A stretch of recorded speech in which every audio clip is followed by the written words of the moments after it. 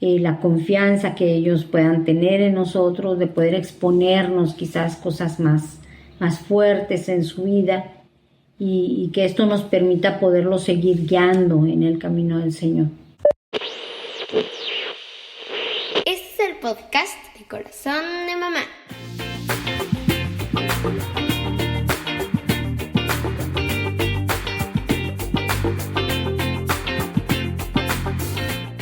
Saludamos con mucho cariño a todo el equipo de Corazón de Mamá y a cada uno de sus amables escuchas. Vamos a hablar del tema número 4 de la serie de evangelización de la familia, que tiene que ver con la fe en la adolescencia, y la base bíblica está en Colosenses 3:21. En esta ocasión, nueva traducción viviente, que dice: y ustedes, los padres, no deben hacer enojar a sus hijos para que no se desanimen. A manera de introducción, vamos a hablar del papel que tiene la iglesia dentro de la fe del adolescente. Y podemos decir que en la iglesia se desarrollan muchos programas de educación, muchos programas tendientes siempre a fortalecer la fe del adolescente para que éste se quede dentro del ámbito de la congregación.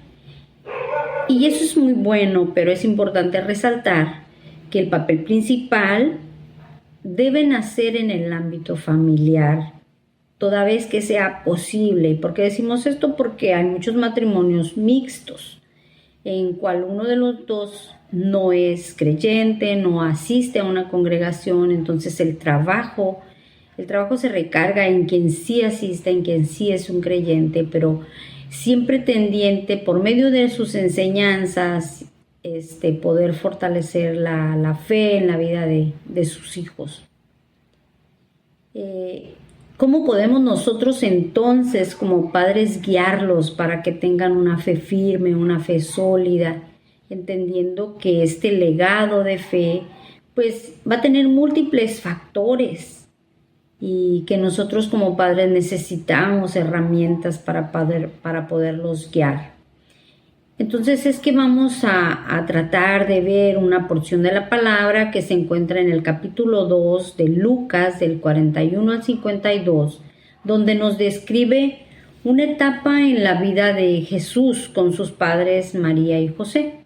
Y de esta porción pudimos obtener tres partes, tres herramientas que nosotros tenemos que considerar. Primeramente, ¿cómo obtener un modelo de fe? ¿Cómo Jesús pudo tener un modelo de fe? Jesús aprendió de María y de José, sus padres, no únicamente por sus palabras, sino por sus acciones. De tal forma que a la edad de 12 años sube con ellos a Jerusalén a la fiesta de la Pascua. Cuando ellos van de regreso a casa, se dan cuenta que Jesús no los seguía. Entonces ellos se preocupan y empiezan a buscarlo entre los parientes y los familiares, y al no encontrarlo se preocupan y deciden volver a Jerusalén. Cuando llegan a Jerusalén, lo encuentran en el templo disertando con los maestros de la ley.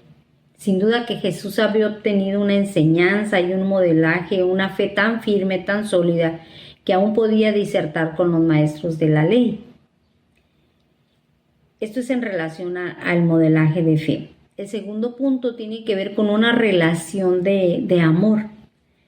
Porque al encontrar a Jesús en el templo, María y José, que estaban muy preocupados buscándole, cuando lo encuentran, ella le pregunta: hijo, ¿por qué nos has hecho esto? Tu padre y yo estábamos muy preocupados buscándote.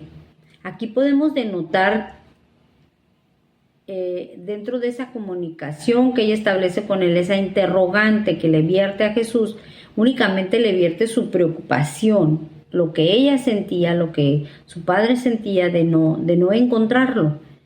Pero no se ve el enojo, no se ve el coraje, no se ven las palabras hirientes, no se ve el deseo de corregir a Jesús por medio de palabras, sino le vierte su necesidad, lo que ella sentía. De tal forma que entonces queda abierta la posibilidad de que Jesús explique cuál fue el motivo por el que decidió quedarse en el templo. Así, de la misma manera, nosotros en el ámbito familiar tenemos que tener cuidado de nuestra actitud, de las palabras que utilizamos, quizás ante alguna circunstancia en que nuestros adolescentes hayan incurrido en alguna acción, en alguna falta, en una acción inadecuada, buscar reprenderlos con mansedumbre, con templanza, como retomando el versículo base que nos dice: Padres, no exasperéis a vuestros hijos para que no se desanimen, porque en esa falta de templanza quizás podamos cerrar la posibilidad de que haya una comunicación abierta, de que ellos puedan tener la confianza de vertir sus emociones, de vertir sus puntos de vista y poder tener ese acercamiento con nosotros como padres. Entonces aquí vemos que resalta una relación de amor, y esa relación de amor entonces establece una confianza en la vida del adolescente, y lo vemos en Jesús, por medio de la disciplina y la obediencia en relación a esa confianza que María y José le daban. Ellos no entendían a cabalidad lo que Jesús les decía. Cuando él les responde ante el interrogante de su madre, entonces él les responde: ¿y por qué me buscaban?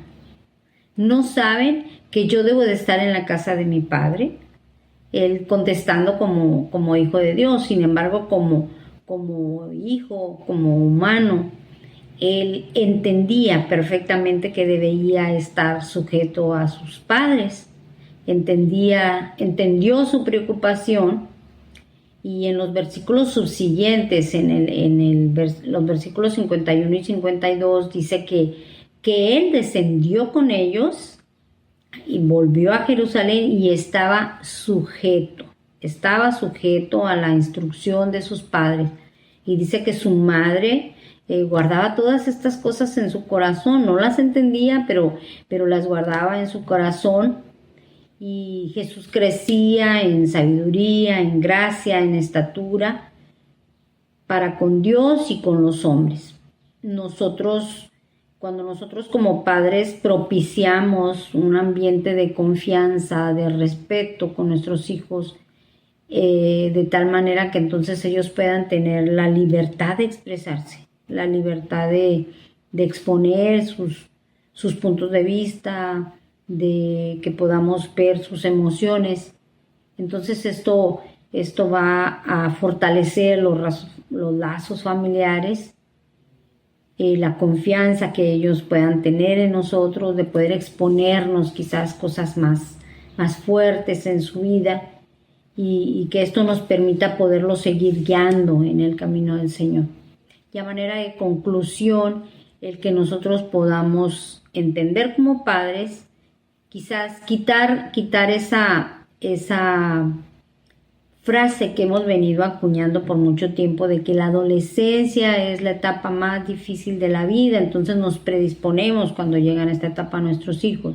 Tenemos que aprender a verlo como una etapa de transición entre la niñez y la vida adulta, y darnos cuenta que es la etapa en la que más necesitan de nosotros, donde más necesitamos reafirmar nuestro amor, para que entonces ellos puedan fortalecer su identidad personal y su identidad como cristianos. Y sin duda que la pastoral familiar debe de ser compartida entre la iglesia y la familia, pero entendiendo siempre que el papel principal lo tienen los padres en casa.